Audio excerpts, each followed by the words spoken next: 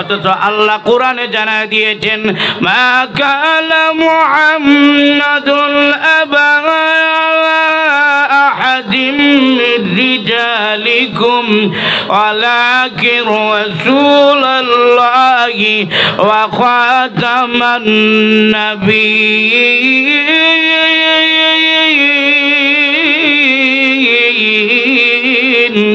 আমাদের নবী হলেন খাতামুন নাবিয়্যিন, আমাদের নবী হলেন শেষ নবী। আমাদের নবীর পরে আর কোন নবী আমাদের নবীর পরে আর কোন নবী, আল্লাহর নবী রাহমাতুল লিল আলামিনের পরে আর কোন নবী নাই। সমস্ত নবীগণের শিক্ষক হলেন স্বয়ং মহান আল্লাহ। আল্লাহর নবীকে জিবরাইল আলাইহিস সালাতু ওয়াস সালাম পড়াচ্ছেন। জিবরাইল বলেন ইয়া রাসূলুল্লাহ আপনি পড়েন ইকরা, রাসূল পড়েন ইকরা। জিবরাইল বলেন আবার বলেন ইকরা, রাসূল বলতেছেন ইকরা। আল্লাহ তাআলা দেখেন নবীজি মুঠগুলো রাখছেন, আমার নবীজির কষ্ট হচ্ছে। আল্লাহ ডাক দিয়ে বলেন নবী গো আমি আল্লাহ কোরআন নাজিল করি নাই আপনারে কষ্ট দেওয়ার জন্য গো নবীজি। ও নবীজি জিবরাইল আপনার উস্তাদ, আমি স্বয়ং আল্লাহ আপনার উস্তাদ, জিব্বালারে কষ্ট করবেন না। নবীজি পরিপূর্ণ কোরআন শরীফ আপনার সিনার মধ্যে ঢুকায় দেওয়ার জন্য আমি স্বয়ং আল্লাহ নিজে জিম্মাদার হয়ে গেলাম। ভাই ইবনে কাব বলেন ওগো নবীজি আপনি যে বলতেছেন আপনার সামনে তেলাওয়াত করব, আপনার শিক্ষক হলেন স্বয়ং আল্লাহ। 2 নম্বর হলো ওগো নবীজি আপনার কাছে কোরআন নাজিল হয়েছে, আপনার সামনে কেমনে তেলাওয়াত করে শোনাই, আমার ভয় লাগে। 1 বার 2 বার 3 বার নবীজি বললেন, আর হযরত উবাই ইবনে কাব অক্ষমতা প্রকাশ করলেন, আল্লাহর নবী আপনার সামনে আমি তেলাওয়াত করতে পারবো না। এক পর্যায়ে রাসূল তেলাওয়াত করে শোনাও রে, কারণ স্বয়ং আল্লাহ নিজে বলেছেন তোমার তেলাওয়াত সুন্দর। রাসূল বলেন হে উবাই ইবনে কাব আল্লাহ বলেছেন তোমার তেলাওয়াত সুন্দর, তুমি একটু তেলাওয়াত করে শোনাও। উবাই ইবনে কাব রাদিয়াল্লাহু তাআলা ইয়া রাসূলুল্লাহ ইয়া হাবিবাল্লাহ আল্লাহর নবী গো আল্লাহ যে বলছেন আমার তেলাওয়াত সুন্দর, আল্লাহ কি নিজ জবানে আমার নামটা নিছেননি? রাসূল বলেন উবাই ইবনে কাব স্বয়ং আল্লাহ তোমার নাম ধরে বলেছেন তোমার তেলাওয়াত সুন্দর। হযরত উবাই ইবনে কাব চোখের পানি ছেড়ে দিয়েছেন, আল্লাহর নবী গো আমার মতো গুনামের নাম যে আমার মালিক নিয়েছেন, আমি উবাই ইবনে কাবের জিন্দেগি আমার সফল হয়ে গেছে। তামাম পৃথিবীর যত ওলি গাউস কুতুব আছে, যত পীর সাহেবগণ আছেন, সমস্ত মানুষের আমল নামা যদি এক পাল্লায় রাখা হয়, আর সাহাবায়ে কেরাম যে নবীজিকে দেখেছেন দেখার সমান সওয়াব যদি আরেক পাল্লায় রাখা হয়, আমাদের সওয়াবের চাইতে নবী দেখার সওয়াব বেশি হয়ে যাবে।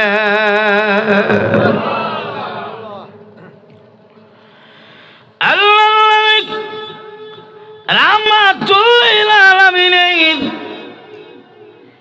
এমন কিছু সাহাবী আছে আল্লাহ রাব্বুল আলামিন এত মর্যাদা ওনাদেরকে দিয়েছেন আপনি আমি কল্পনাই করতে পারবো না। যেমন রাসূল বলেন সাহাবীরা আমার উম্মতের মধ্যে এমন উম্মত আছে যাকে আল্লাহর 8টা জান্নাত ডাকবে ভিতরে ঢোকার জন্য।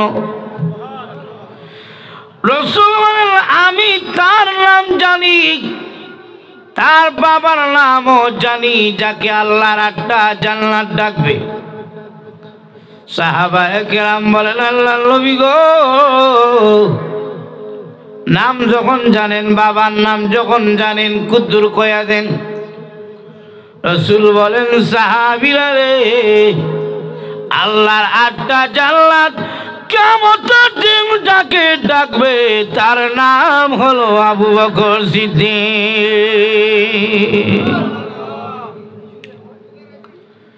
নবীজি বলেন, সাহাবীরা রে, আমি নবীজি মেরাজের রজনীতে জান্নাতের ভিতরে গেলাম। আমি নবীজি তাকা দেখি জান্নাতের প্রধান গেটের মধ্যে আমি নবীজির নাম লেখা আছে। আরো ভিতরে প্রবেশ করলাম, তাকা দেখি আরো শাখা পোশাখা গেট আছে। যেমন রসুল বলেন, জান্নাতের নহরের গেটের মধ্যে আমি নবীজির নাম লেখা। জান্নাতের হাউজি কাউসারের গেটের মধ্যে আমি নবীজির নাম লেখা। জান্নাতের বাগানের গেটের মধ্যে আমি নবীর নাম লেখা। সাহাবীরা রে, জান্নাতের ওয়ালিতে গলিতে, জান্নাতের প্রতিটি পাতায় পাতায় আমি নবীজির নাম লেখা আছে।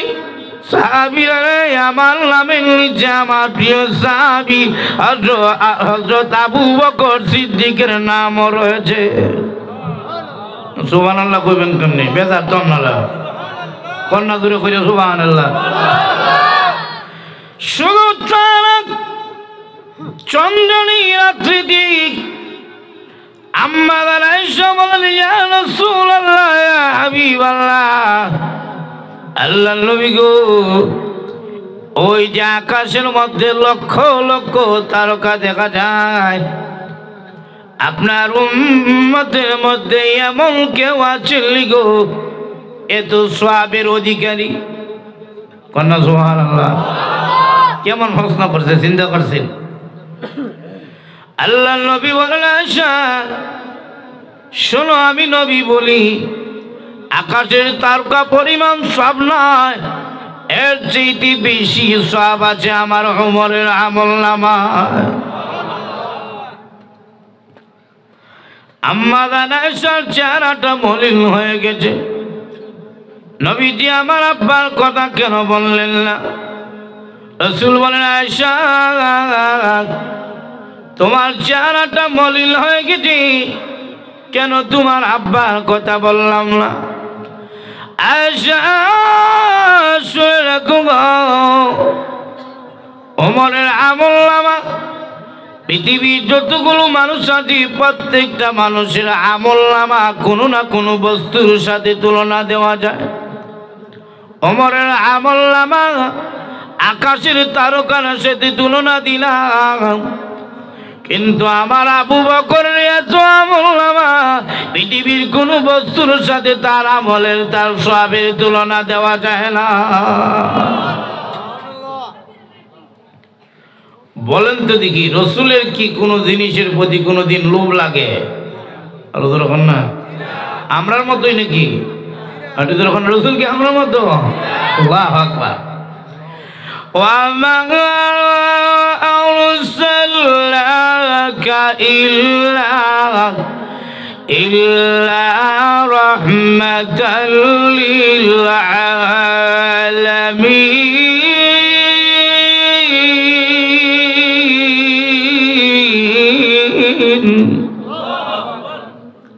রসুলের সাথে আমাদের তুলনা হয় না। তো ভাইয়ের আমার, রসুলের কি কোনো জিনিসের প্রতি লোভ আছে? না, কোনো লোভ আছে নাকি? রসুল বলেন, আমি যখন জান্নাতের ভিতরে গেলাম মেরাজের রাত্রে, একটা জান্নাত দেখে, একটা বিল্ডিং দেখে আমি রসুল লোভে পড়ে গেছি। আর আসতে কোন সুবহানাল্লাহ। এক পা দুই পা সামনে আদায়, সামনে আগাচ্ছি জান্নাতটা দেখার জন্য। ফেরেশতাদেরকে জিজ্ঞাসা করলাম, ফেরেশতারা এই সুন্দর বিল্ডিং আল্লাহ কার জন্য বানাইছেন? এমনি ফেরেশতারা বলেন, আল্লাহর নবী গো, এক আরবীর জন্য বানাইছেন। রসুল মনে মনে ভাবলেন, মনে হয় আমি। তাই রসুল বললেন, আমার জন্য নাকি? বলেন আল্লাহর নবী আপনার জন্য না।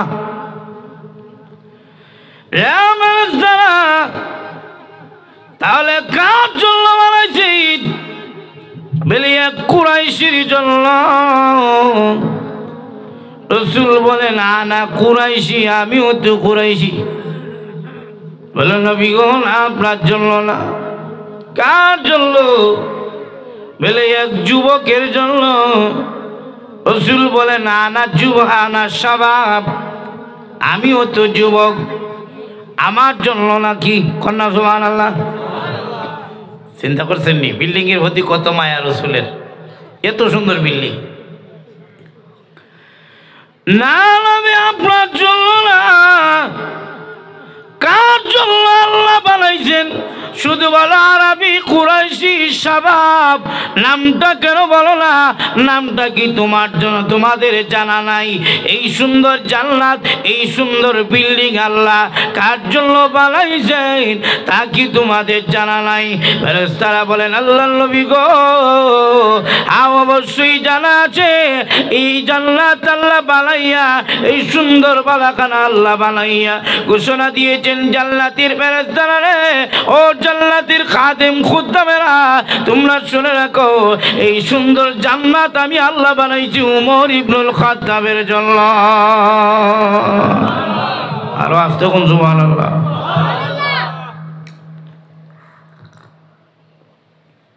সাহাবায়ে কেরামের মর্যাদা আছে কিনা নাই? আরো আস্তে কোন আছে কিনা নাই?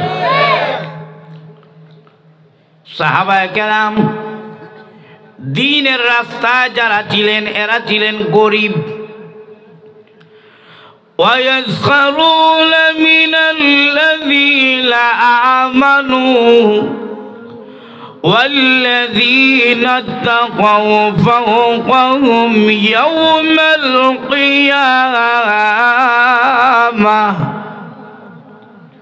ওনারা ছিলেন গরিব, ধন সম্পদ নাই, বিল্ডিং নাই, জায়গা জমি নাই, কাপড়ও বেশি সুবিধা না।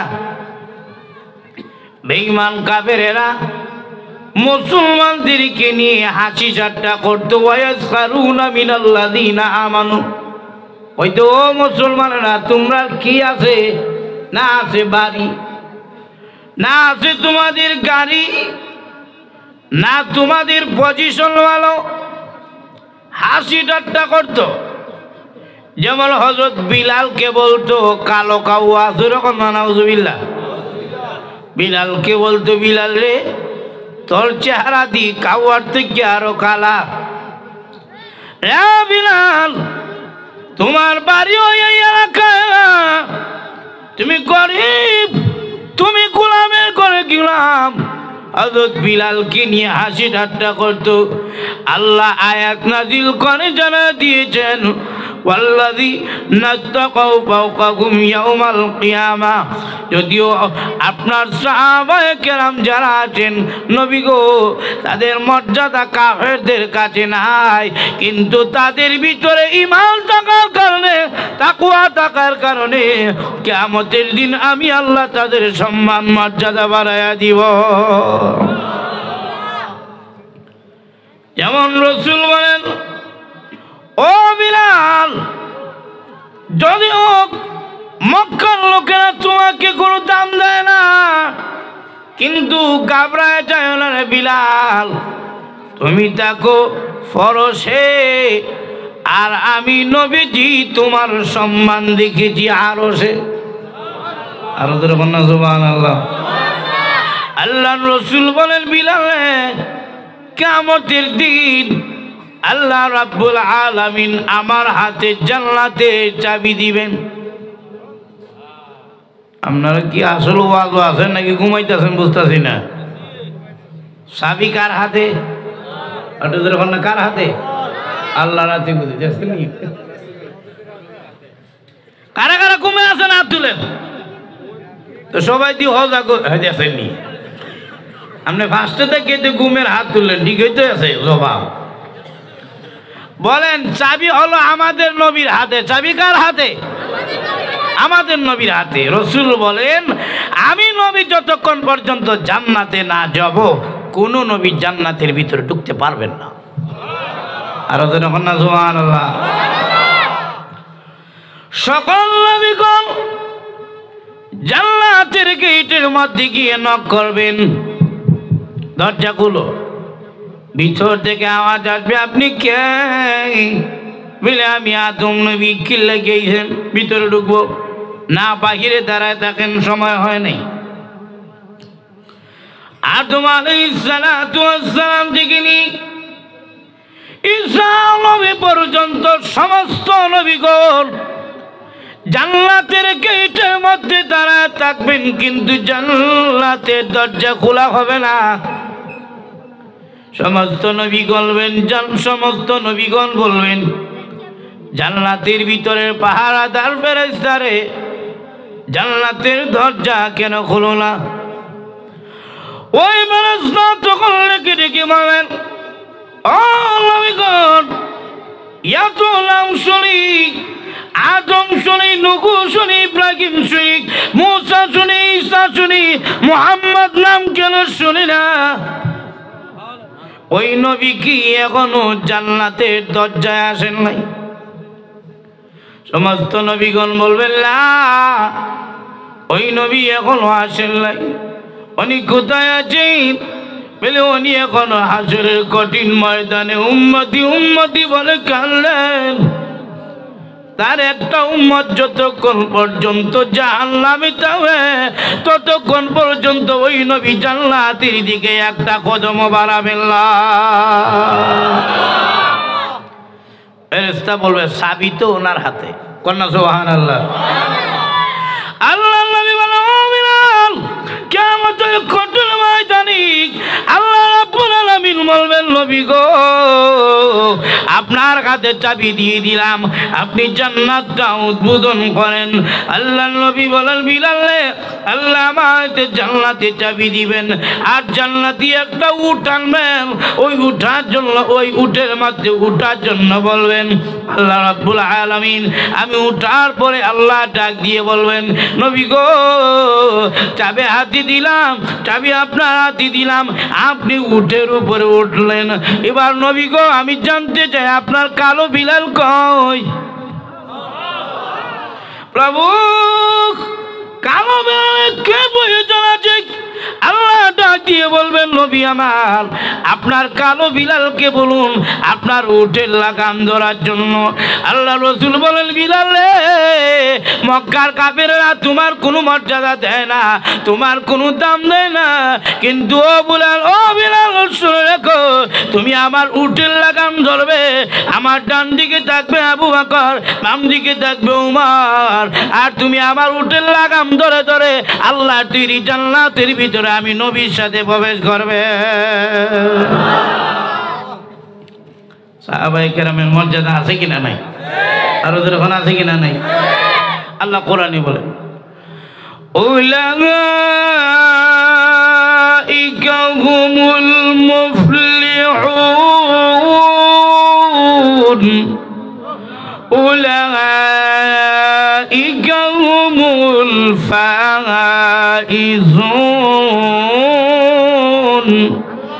উলাইকা হুমুল মুহতাদুন, উলাইকা হুম খায়রুল বারিয়া। সুবহানাল্লাহ। এখানে যা আল্লাহ বলেছেন, আল্লাহ বলেন তারা হলো সফল কাম জামাত, তারা হলো হেদায়েত প্রাপ্ত জামাত। আসমান এবং জমিনের মধ্যখানে তাদের চাইতে উত্তম জামাত আর কেউ নাই। তারা হলেন সাহাবায়ে কেরাম। সাহাবায়ে কেরামের প্রশংসা করছেন কে? আরো আসছে কোন প্রশংসা করছেন কে? এ হবে না, বলেন কে? আল্লাহ রাব্বুল আলামিন যাদের প্রশংসা করছেন তাদের সম্মান মর্যাদা কমলা বেশি। আরো জোরে আওয়াজে বলেন কমলা বেশি। আল্লাহ রাব্বুল আলামিন সাহাবায়ে কেরামের অনেক মর্যাদা দিয়েছেন। এখন বুঝার বিষয় আল্লাহ রাব্বুল আলামিন কেন সাহাবায়ে কেরামকে এত মর্যাদা দিলেন, এটা জানার দরকার আছে কিনা নাই? আর ওদের এখন সাহাবায়ে কেরাম এমনিতেই দামি হন নাই, সাহাবায়ে কেরাম হয়েছেন গুণে দামি। আল্লাহর কসম, মানুষের ভিতরে যদি গুণ থাকে ওই মানুষটা দামি হয়, আর মানুষের ভিতরে যদি গুণ না থাকে ওই মানুষটা কুত্তার চাইতে আরো খারাপ হয়ে যায়। আর ওদের এখন দেখি না উলাইকা কাল আনআম। আল্লাহ রাব্বুল আলামিন বলেন যাদের ভিতরে গুণ নাই এরা জানোয়ারের চাইতে আরো খারাপ।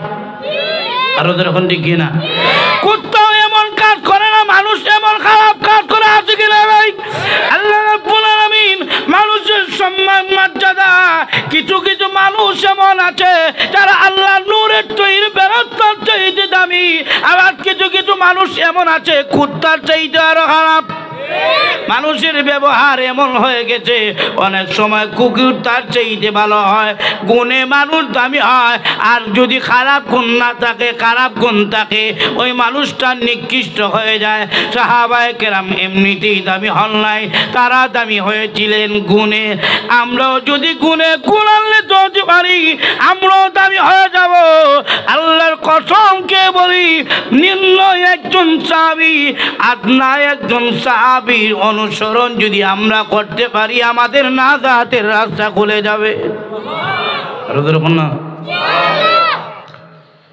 লক্ষ্য করে দেখেন সাহাবায়ে কেরামের ভিতরে কেমন গুণ ছিল।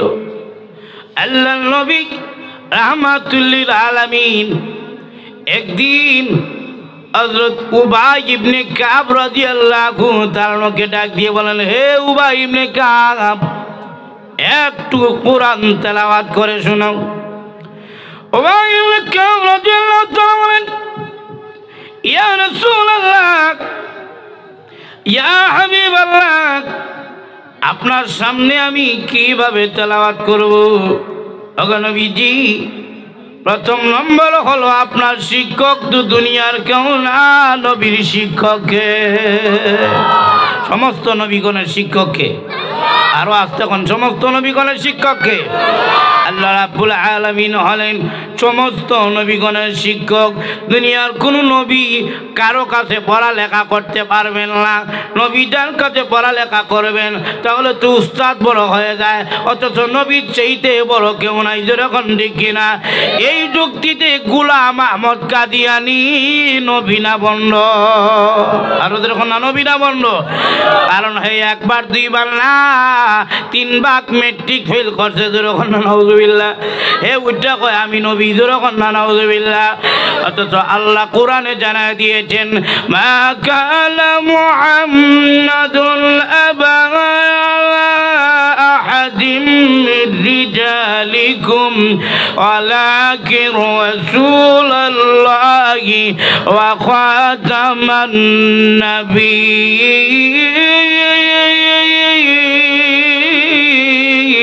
নাবিয়্যিন।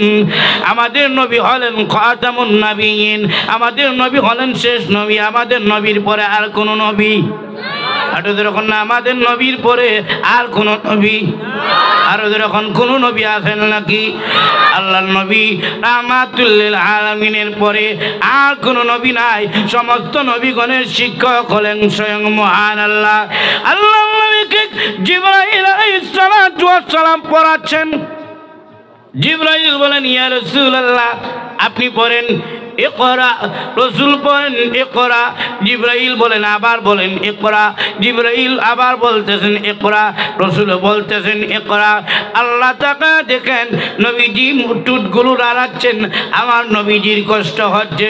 আল্লাহ ডাক দিয়ে বলেন, নবী গো, আমি আল্লাহ কোরআন নাজিল করি নাই আপনারে কষ্ট দেওয়ার জন্য গো নবীজি। ও নবীজি, জিবরাইল আপনার উস্তাদ, আমি স্বয়ং আল্লাহ আপনার উস্তাদ। জিব্বালারে কষ্ট করবেন না ওগো নবীজি। পরিপূর্ণ কোরআন শরীফ আপনার সিনার মধ্যে ঢুকায় দেওয়ার জন্য আমি স্বয়ং আল্লাহ নিজে জিম্মাদার হয়ে গেলাম। নবী শিক্ষককে, আর ওদের কন্যা নবী শিক্ষককে। লা তুহাররিক বিহি লিসানাকা লিতা'জালা বিহি ইন্না আলাইনা জামআহু ওয়া কুরআনা। জোরে বলেন নবীর শিক্ষককে আরো আসছে কোন জোরে আওয়াজ দিয়ে বলেন, জবান খুলে বলেন নবীজির শিক্ষককে। ও ভাই ইবনে কাব বলেন, ওগো নবীজি আপনি যে বলতেছেন আপনার সামনে তেলাওয়াত করব, আপনার শিক্ষক হলেন স্বয়ং আল্লাহ। 2 নম্বর হলো ওগো নবীজি আপনার কাছে কুরআন নাজিল হয়েছে, আপনার সামনে কেমনে তেলাওয়াত করে শোনাই, আমার ভয় লাগে।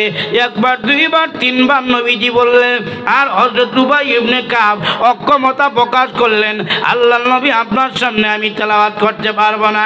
এক পর্যায়ে রাসূল ডাকতে বললেন, উবাই ইবনে কাব তেলাওয়াত করে শোনাও রে, কারণ স্বয়ং আল্লাহ নিজে বলেছেন তোমার তেলাওয়াত সুন্দর।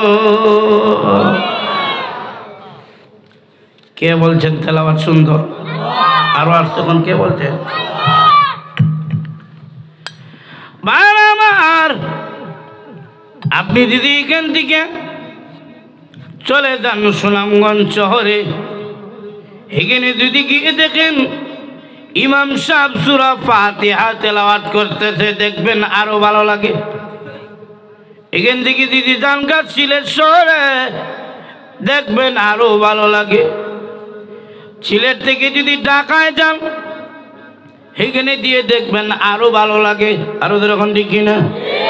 অনেকে গপ করে, আলাপ সালাপ করে, কোন জিরে আজকে তেলাওয়াত, শহরের তেলাওয়াত কত মজার তেলাওয়াত, যেরকম ঠিক কিনা? ঢাকা থেকে যদি আপনি সৌদিতে চলে যান, কাবার ইমাম সাহেবের পিছনে যদি আপনি সূরা ফাতিহা শুনেন, মজা কি কম লাগবে না আরো বেশি লাগবে? আরো যেরকম না? আলহামদুলিল্লাহি রাব্বিল আলামিন আর রহমানির রহিম মালিক ইয়াউমিদ্দিন। আপনি যত সামনে যাবেন ততই তেলাওয়াতের মজা বাড়বে না কমবে? আরো যেরকম না? চিন্তা করেন এখনের যুগে যদি এত সুন্দর তেলাওয়াত করে, নবীর সাহাবীর তেলাওয়াত কত সুন্দর ছিল, স্বয়ং আল্লাহ নিজে পছন্দ করে ফেলেছেন। আরো যেরকম না? সুবহানাল্লাহ। আর আমরা দেশের মানুষ আজকে যদি দাঁড় করে যদি আলহামদুলিল্লাহ সূরাটা ধরি 32টা ভুল লাগাইব, কিন্তু মাতবরির বেলায় আগে আগে আছে, আল্লাহ ইমামের চাকরি ছুড়াইয়া দেয়, মুয়াজ্জিনের চাকরি ছুড়াইয়া দেয়। আপনাদের ওখানে আছে কি না? নাই। আর ভালো করে যদি ইমাম মুয়াজ্জিন জাতা যা ধরে কদি কুল হল্লাটা দেখবেন, কুল হল্লা বাইরে না, কুল হু আল্লাহ। আপনাদের ওখানে আছে কি না? নাই। মাতবরির বেলায় আগাইয়া অনেক মাতবর আছে ইমাম মুয়াজ্জিনের চাকরি ছুটায়, মাতবরদেরকে একটা কথা কইয়ালাই, কইতাম নি? আপনাদের ওখানে কইতাম নাকি বেদর হয়ে যাবে? ইমাম মুয়াজ্জিনে ভুল ধরে মাতবর সাহেবকে বলবো, ও মাতবর সাহেব, রমজানের মধ্যে তারাবির জন্য 2 জন হাফেজ রাখে, একজন পিছনে তাইকা লুকমা দেয়। আপনাদের ওখানে ও মাতবর সাহেব, মসজিদের একটা দায়িত্ব হয় ইমামের পিছনে কুচাকুচি করেন, খাদ্যনি কিন্তু আপনার শরীলাইয়া করব। ওখান থেকে না? আচ্ছা একটা কথা বলি, ও মাতবর সাহেব, একদিন গিয়ে আপনি ইমাম সাহেবরে কইবেন, ও ইমাম সাহেব, লম্বা নামাজ না, মাগরিবের নামাজের দায়িত্বটা আমারে দেন, আপনি পিছনে থাকেন। আমার তো মনে হয় ইমাম যদি পিছনে থাকেন আর মাতবর যদি সামনে থাকেন, ইমাম যদি মাতবরের ভুল ধরেন তেলাওয়াতের মধ্যে, মাতবর বাতাস সাইরা সাইরা ভাগার সম্ভাবনা আছে। এই জন্য ইমাম মুয়াজ্জিনের সাথে লাগবেন না। ইমাম মুয়াজ্জিনের সাথে যারা মুখে মুখে তর্ক কথা বলে তারা হলো সমাজের সবচাইতে বড় বেয়াদব। আর যারা ইমাম মুয়াজ্জিনের পিছনে কুচাকুচি করো তারা হলো সমাজের সবচাইতে বড় নিকৃষ্ট মানুষ। এদের চাইতে নিকৃষ্ট সমাজে আর কেউ হতে পারে না। এরা আবু জাহেলের দূষর। নবীর ওয়ারেস ইমাম মুয়াজ্জিন আলেম ওলামারা কার ওয়ারেস? আর ওদের ওখানে কার ওয়ারেস? এরা আল্লাহর কোরআন শিখছেন, নবীর হাদিস শিখছেন। এটার লাগে আপনি তাদের ভুল ধরেন বলে আল্লাহ রসুল দোষী নাকি? আর তোদের ওখানে দোষী নাকি? আপনি কোন জায়গায় হাত দেন বুঝেন? ইমাম এমন জায়গায় ইমামতি করেন যেই জায়গায় ইমামতি করেছেন মুহাম্মদুর রাসূলুল্লাহ সাল্লাল্লাহু আলাইহি ওয়াসাল্লাম। মুয়াজ্জিন সাহেব এমন জায়গায় আজান দেন যেই জায়গায় হযরত বিলাল আজান দিয়েছেন। রসুলের চেহারা দেখে দেখে হযরত বিলাল আজান দিয়েছেন। কিয়ামতের দিন মুয়াজ্জিনের মাথা উঁচু থাকবে। সুতরাং ইমাম মুয়াজ্জিনের সাথে লাগালাগি করবেন না, আপনার বাচ্চা কাচ্চা একটাও মানুষ হবে না। কোরআন তেলাওয়াত শুদ্ধর নামে নাই, শুধু আছে ইমামের পিছনে লাগাম, আর কোনো কাজ নাই তো। কারণ গরু খায় ঝাড়ুর বাড়ি রাখ দেখাইয়া মসজিদ। আর তোদের ওখান থেকে না যতগুলো গড়ে দাম ভাই না এরা মসজিদ হয়ে দামগিরি দেখায়। আল্লাহর কসম দাম বাড়বে না, নিচে নামবে, নিচে নামবে। সম্মানী মানুষের কদমে যদি আপনি আঘাত করেন লাঠি দিয়ে আল্লাহ আপনাকে খালের মধ্যে ফেলাইয়া দিবেন। লক্ষ্য করে দেখেন হযরত উবাই ইবনে কাবের তেলাওয়াত পছন্দ করছেন কে? আর ওদের ওখানে কে পছন্দ করছেন? রাসূল বলেন হে উবাই ইবনে কাব, আল্লাহ বলেছেন তোমার তেলাওয়াত সুন্দর, তুমি একটু তেলাওয়াত করে শোনাও। উবাই ইবনে কাব রাদিয়াল্লাহু তাআলা ইয়া রাসূলুল্লাহ ইয়া হাবিবাল্লাহ, আল্লাহর নবী গো, আল্লাহ যে বলছেন আমার তেলাওয়াত সুন্দর, আল্লাহ কি নিজ জবানে আমার নামটা নিছেননি? রাসূল বলেন উবাই ইবনে কাব, স্বয়ং আল্লাহ তোমার নাম ধরে বলেছেন তোমার তেলাওয়াত সুন্দর। হযরত উবাই ইবনে কাব চোখের পানি ছেড়ে দিয়েছেন, আল্লাহর নবী গো, আমার মতো গুনামের নাম যে আমার মালিক নিয়েছেন, আমি উবাই ইবনে কাবের জিন্দেগি আমার সফল হয়ে গেছে। সাহাবায়ে কেরাম কি এমনিতেই দামি হয়েছেন নাকি গুণে? এখন না শেষ করে দিব, আর এখন না শেষ করব, তবে শেষ করে দিচ্ছি। তবে একজন সাহাবীর 4টা গুণ বলবো। কয়টা গুণ? বেশি ওয়াজ বাড়িতে লইয়া যাওয়া লাগতো না, বেশি লইয়া গেলে ফেস লাগিয়ে যায়। আর তোদের এখন না জোরের পরে একজন, আসরের পরে একজন, মাগরিব পরে একজন, এশার পরে 60 জন। বেশি ওয়াজে আমরা ফেস লাগিয়ে জায়গা। যেই মুসলমান 4 কালেমা মুখস্থ করতে পারে না, আর এ তো ওয়াজ শুনিয়া মুখস্থ করে রাখতে পারবো? আর তোদের না রাখতে পারবো নি? বেশি না, কম ওয়াজেই ভালো। কমলেও যদি মুখস্থ করা যায়, মনও রাখতে পারলে না সফল, মনই রাখতে পারে না। সব ওয়াজ চাইলে চাইলে সব কি হয়ে যায়? ওটার জন্য কি হয়ে যায়? এক হুজুর গেছে এক মুরিদের বাড়িতে খাইতো। হুজুর জিজ্ঞাসা, এই তোর বাড়িতে দাওয়াত খাইতে যে আইলাম, তুই নামাজ পড়স নি?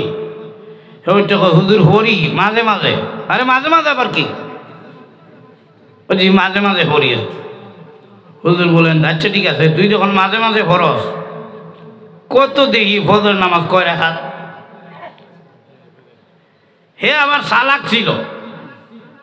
এক হুজুর সময় নষ্ট না কইরা হাক দিয়া ভাত লইয়াই, আর এক ফাঁকে ফাঁকে কয় রাকাত ফজর নামাজ কয়ে লাইও। হুজুর বলতেছেন আচ্ছা যা ঠিক আছে। আর হে আসলে জানে না, তার নিয়ত হইল ভাত আনা যাইব আর বউরে কুদুর জিগাইব। ভাত আনা গিয়া জিগায় বউরে, কিও ফজর নামাজ কয় রাকাত?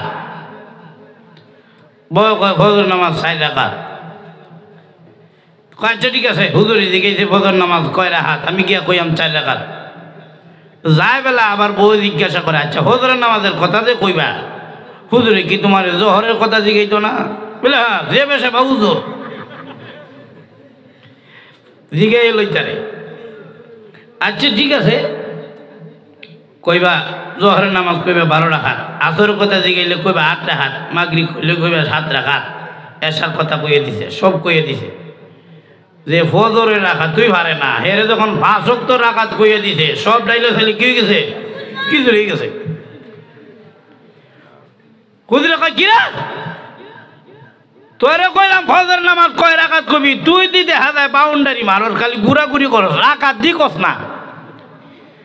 এমনি হে হুজুরের এই দম খুনিয়া গেছে আবার সব বুলিয়া ডাক দিয়া কয় হুজুর ফজর নামাজ 10 টাকা। হুজুর গল্লাটা তুলিয়ে হইতে যাইগা, যে ফজর নামাজের রাকাত তুই জানে না, হে আবার কের দাওয়াত খাইতো জায়গা রে, তোর বাড়ি আর দাওয়াতে নাই।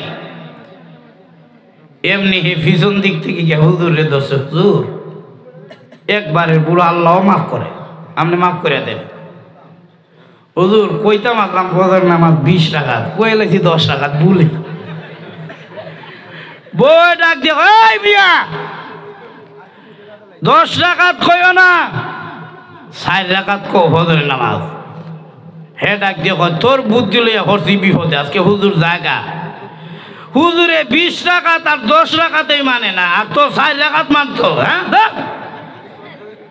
তো আমরারও এমন অবস্থা হয়ে গেছে, বেশি ওয়াজ শুনতে শুনতে পেটের মধ্যে সব গুড়া হইয়া এখন সব কি হয়ে গেছে, ডাইলে খাইলে খিচুড়ি হয়ে গেছে। বেশিটা 60টা গুণ একজন সাহাবী, ওনার নাম হল হযরত জাফর রাদিয়াল্লাহু তাআলা। ওরিকে রসুল বলেন, হে জাফর তোমার মধ্যে নাকি 4টা গুণ আছে, যেই গুণগুলো মহান আল্লাহ নিজে পছন্দ করছেন। আরো আসতে কোন সুবহানাল্লাহ, মহিলারা হইনে নেবে। জাফর রাদিয়াল্লাহু তাআলা আমার গুণগুলোর কথা আমি কারো কাছে বলি না, আপনি জানলেন কিভাবে গো আল্লাহর নবী? আল্লাহর নবী বলেন, জাফর মহান আল্লাহ ওহী নাযিল করে তোমার গুণগুলোর কথা আমারে জানায় দিয়েছেন। হযরত জাফর বলল, নবীজি আল্লাহ যে আমার গুণগুলোর কথা বলছেন, আমার নামটা কইছেননি? বলে হ্যাঁ, তোমার নাম আল্লাহ নিজ জবানে নিয়েছেন। হযরত জাফর বলল, নবীজি আল্লাহ যে আমার মতো গোলামের নাম নিয়েছেন, আমারও জীবন ধন্য। আর সুবহানাল্লাহ। রাসূল বলেন, জাফর বলো দেখি তোমার মধ্যে কি 4টা গুণ আছে? হযরত জাফর বলেন, আল্লাহর নবী গো, প্রথম নম্বর গুণ হলো আমি জাফর জিন্দেগিতে কোনোদিন আল্লাহ ছাড়া সম্মান দেখানোর জন্য এই মাথা আর আল্লাহ ছাড়া কারোর সামনে নত করি নাই। যেরকম সুবহানাল্লাহ। এই মাথা নত হবে একমাত্র কার সামনে? আর যেরকম না, কার সামনে? সম্মান দেখানোর জন্য এই মাথা নত হবে একমাত্র কার সামনে? আর যেরকম না, কোন জাতি যদি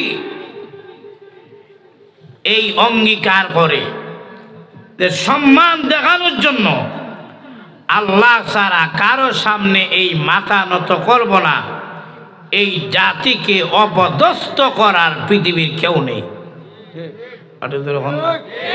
আর আমরা আল্লাহ ছাড়া বিভিন্ন জায়গায় গিয়ে মাথারে ভাঙ্গে লাই, কিন্তু মসজিদে হওয়া যায় না। এটার লাগি আমরা সম্মান বাড়ে না।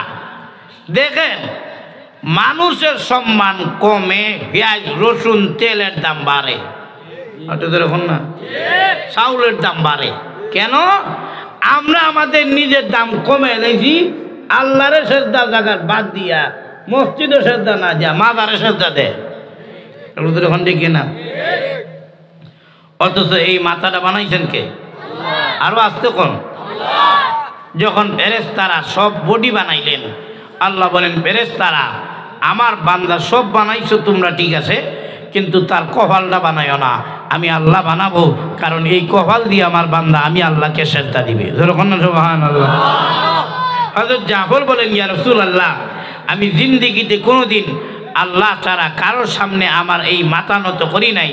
রাসূল বলেন এই গুণটা আল্লাহ পছন্দ করেছেন। সুবহানাল্লাহ। 2 নম্বর গুণ হযরত জাফর বলেন, ইয়া রাসূলুল্লাহ, জিন্দিগিতে কোনোদিন মদ পান করি নাই। মদ পান করা হালাল না হারাম? আরো দেখুন না, মদ খাওয়া আর মুদ খাওয়া একই। আরো দেখুন না, আমার মনে হয় মদ কুররা ঠান্ডার দিন কুদ্দুর সব মিলে আসিলে খায়। দেখুন দেখি না, দুটাই হালাল না হারাম? হারাম করেছেন কে?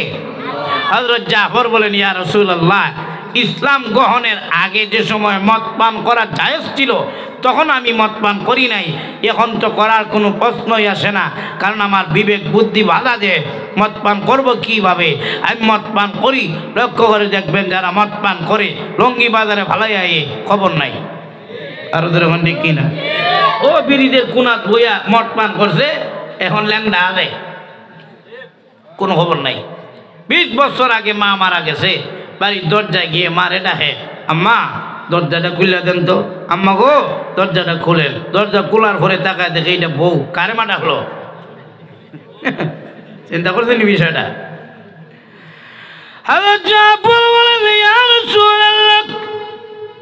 আমি জিন্দেগিতে কোনোদিন মদ পান করি নাই।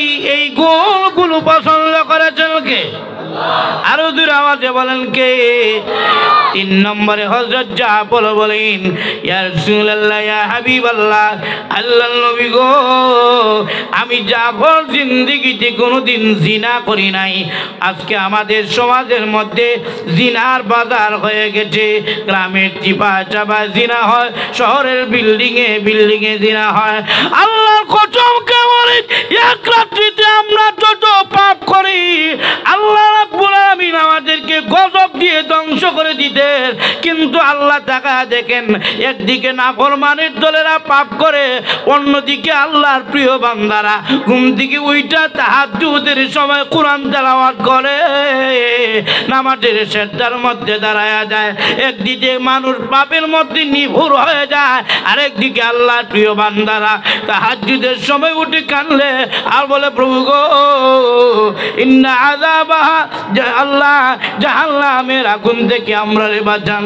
ইন্না আযাবাহা কানা গরামা ইন্নাহা সাআত মুস্তাকাররা ওয়া মুকামা। আল্লাহর দরবারে তাহাজ্জুদের সময় আল্লাহর প্রিয় বান্দারা কান্দে। আমার মনে হয় আল্লাহর প্রিয় বান্দারা যদি কান্নাকাটি না করতো, এক রাত্রিতে আমরা যত পাপ করি আরো আগেই আল্লাহ আমাদেরকে ধ্বংস করে দিতে। ভাইরা আমার, জিনার বাজার হয়ে গেছে। আজকে বিয়ার অনুষ্ঠান হইলে জিনার বাজার হয়ে যায়, করতেই পারে না। চোখে চোখে জিনার বাজার হয়ে যায়, চোখের দেখা ওইটা জিনা হয়ে যায়। ছেলে মেয়েগুলো অবৈধভাবে চলাফেরা করতেছে, জিনার বাজার হয়ে যাচ্ছে, খবর নাই। বাবা জিনা করে মা জানে না, মা জিনা করে তার বাবা জানে না, সন্তান জিনা করে কেউ কোনো খবর নাই। চতুর্দিকে জিনার বাজার হয়ে যাচ্ছে। যখন দেখে না জাফর বলেন, ইয়া রাসূলুল্লাহ, আমি জাফর জিন্দেগিতে কোনোদিন জিনাও করি নাই। এই গুণটা পছন্দ করছেন কে? আরো আসতে যখন না, কে বলছেন? কে পছন্দ করেছেন জুড়ে বলেন। এইভাবে আওয়াজ দিলে হবে না, এই গুণটা জুড়ে বলেন কে পছন্দ করেছে। গেল 3 গুণ। 4 নম্বর গুণ হলো হযরত জাফর বলেন, আল্লাহর নবী গো, আমি জাফর জীবনে কোনোদিন মিথ্যা কথা বলি নাই। মিথ্যাবাদী সমাজের মধ্যে আছে কিনা না? আপনাদের ওখানে আছে কিনা নাই? মিথ্যা কওয়ার মাস্টার আছে, এমন মানুষ মিথ্যা কথা বলে। কিছু মানুষ আছে সমাজের মধ্যে, মিথ্যা কথা না কইলে তার চলে না, গফটাই জমে না, আড্ডাটাই জমে না, যত মিথ্যা কথা আছে তার কাছে পাওয়া যায়। এরকম মানুষ আছে কিনা নাই? এখন গিয়া শুধু মিথ্যা কথা বলে সমাজের মানুষও তারে মানে ভালো মানুষের সাথে নাই, ইমামের সাথে নাই, আলেমের সাথে নাই, কিন্তু মিথ্যাবাদীর সাথে সমাজের লোকগুলো একেবারে ধাক্কা লাগিয়ে থাকে, ভালো মানুষের সাথে নাই। মিথ্যাবাদী সমাজের মধ্যে আছে কিনা নাই? সমাজের সব জায়গার মধ্যে মিথ্যাবাদীরা কথা বলে। মিথ্যাবাদীরা 2 ভাই যদি মিলেমিশে চলে, মিথ্যাবাদীরা এটা সহ্য করতে পারে না। মাঝখানে গিয়া মুনাফিকি কইরা মাইল লাগায় দে। সংসারের মধ্যে যদি মিলেমিশে চলাফেরা করে, মিথ্যাবাদী মহিলা আছে এরা গিয়ে মাঝখানে গিয়ে মাইল লাগায় দে। তুই সংসারের মধ্যে মাইল লাগা লাগা না। এমনকি মসজিদে গিয়ে মিথ্যা কথা কয়, আপনার এলাকাত নাই আছে কিনা নাই? মসজিদে গিয়ে মিথ্যা কথা কয়, এমনকি ইমামের হাতে হাত রাখে মিথ্যা কথা কয়। আমি একজন দিদি গাই, কি ও গাঁজা খাওনি? বলে না হুজুর গাঁজা খাই না। আমি বলি কেমনে বিশ্বাস করতাম? তোমার দিদি কি প্রতিদিনই রাত্রে বড় বড় লাইট লইয়া ঘোরাঘুরি করো, তুমি মনে হয় গাঁজা খাও। ডাক দিয়ে হুজুর আসেন। আমি যাই মসজিদের সামনে, আমার সাথে লইয়া গেল। মসজিদের সামনে গিয়ে কয়, হুজুর এই যে মসজিদ দেখেন, ইশারা দিয়ে বলতেছি, তাকায়া বলতেছি, আঙ্গুল দিয়া দেখায়া বলতেছি আমি গাঁজা খাই না। তার বন্ধু একটারে জিজ্ঞাইলাম, হে বুঝি গাঁজা খায় না? হে বুঝি গাঁজা খায় না? তার বন্ধু ডাক দিয়ে, হুজুর কি কন কোন একক তো গাঁজা করে না। এরকম মানুষ আছে কিনা? মানে মিথ্যাবাদীদের উপরে কার লানত? আরো আসতে কোন না, কার লানত? কয় গুণ গেছে? আরো যেরকম না, কয় গুণ? এবার দেখেন রসুল কি বলতেছে। আল্লাহ দিয়ে বলেন, রে জাফর, আমি নবীজি ভেবেছিলাম তোমার আর আমার চেহারায় শুধু মিল। নবীজির চেহারার সাথে হযরত জাফরের চেহারার কিছুটা মিল ছিল। রাসূল বলেন, জাফর আমি নবীজি ভেবেছিলাম তোমার আর আমার চেহারায় মিল। এখন তাকায় দেখি আমি নবীর গুণের সাথে তোমার গুণগুলো মিলে যায়। আর যখন না সুবহানাল্লাহ। তাহলে সাহাবায়ে কেরাম কি এমনিতেই দামি হয়েছেন নাকি গুণে দামি হয়েছেন? আর যখন না, এই জন্য মহান আল্লাহ সাহাবায়ে কেরামের প্রতি খুশি হয়ে গেছেন। আল্লাহ রাব্বুল আলামিন আমার তেলাওয়াত কি আয়াতের মধ্যে আল্লাহ বলেন, রাদিয়াল্লাহু আনহুম ওয়া রাদু আন। আল্লাহ বলেন আমি আল্লাহ সাহাবায়ে কেরামের প্রতি খুশি, তারাও আমার প্রতি খুশি। সাহাবায়ে কেরামের প্রতি দুনিয়ার কেউ খুশি না। জুড়ে বলেন কে খুশি? আর বলেন না কে খুশি? কেন আল্লাহ খুশি হইলেন? আল্লাহ রাব্বুল আলামিন বলেন, যালিকা লিমান খাশিয়া রাব্বা। আল্লাহ বলেন সাহাবায়ে কেরামের ভিতরে ছিল আমি আল্লাহর ভয়, সাহাবায়ে কেরামের ভিতরে ছিল আল্লাহর ভয়। আল্লাহ রাব্বুল আলামিন বলেন, ইমতাহানাল্লাহু কুলুবাকুম লিত্তাকওয়া। আমি আল্লাহ সাহাবায়ে কেরামের ভিতরটাকে পরীক্ষা করেছি। আমাদেরকে দেখবেন এসর কাগজের মধ্যে ভিতরে সব পরীক্ষা করে লিয়ে আসে, আপনার কোন জায়গাটা ভালো কোন জায়গাটা নষ্ট এসর কাগজের মধ্যে দেখা যায় কি যায় না? আর যখন যায় কি যায় না? সাহাবায়ে কেরামের ভিতরটাকে আল্লাহ পরীক্ষা করে দেখেছেন। আল্লাহ রাব্বুল আলামিন বলেন, সাহাবায়ে কেরামের ভিতরটাকে আমি আল্লাহ পরীক্ষা করে দেখেছি। আমার নবীর সাহাবীদের ভিতরে দুনিয়ার কোনো লোভ লালসা নাই। আমি আল্লাহর ভয় দ্বারা তাদের অন্তর পরিপূর্ণ। তাহলে সাহাবায়ে কেরাম কি এমনিতেই দামি হয়েছেন নাকি গুণে? আরো যখন না, সেই গুণ আমাদের দরকার আছে কিনা নাই? আরো দূরে বলেন গুণ দরকার আছে কিনা নাই? নাকি গুণ ছাড়াই আমি কি জান্নাতে যেতে পারবো? আরো যখন না, গুণ লাগবে। এই জন্য ভাইয়েরা আমার, গুণ যদি অর্জন করতে হয় নবীর অনুসরণ করতে হবে, নবীর সাহাবায়ে কেরামের অনুসরণ করতে হবে, জিন্দেগির মধ্যে ইবাদত আনতে হবে, জিন্দেগির পরিকল্পনা পাল্টে দিতে হবে। না হয়তো হাজার ওয়াজ শুনবেন, আপনার জিন্দেগির কোনো পরিবর্তন হবে না। কিয়ামত পর্যন্ত আপনাকে হায়াত দিলে ওয়াজ শুনতে পারবেন, কিন্তু যদি আপনার যদি মনের পরিবর্তন না আসে, এই ওয়াজ শোনা কোনো কাজে আসবে? যখন না কোনো কাজে আসবে, শুধু তাবার উকাইয়া খাইয়া বাড়ি যাবেন গা, আর কোনো লাভ হইতো না। ওইটাই অতটুকুই। এই জন্য গুণ অর্জন করতে হবে, জিন্দেগির পরিকল্পনা পাল্টাইতে হবে। কারা কারা আজকে ফজর নামাজ পড়বে হাত তুলে দেখা, ভালো করে তুলেন। কিন্তু এই যে আল্লাহর ঘর মসজিদ, মসজিদের জবান আছে কিনা নাই? আসরে ময়দানে মসজিদ কথা বলবে কি বলবে না? সাক্ষী রাখেন ভালো কইরা কোন ইনশাআল্লাহ। আল্লাহ ফজর নামাজ পড়বো কোন ইনশাআল্লাহ, দূরে করে কোন ইনশাআল্লাহ।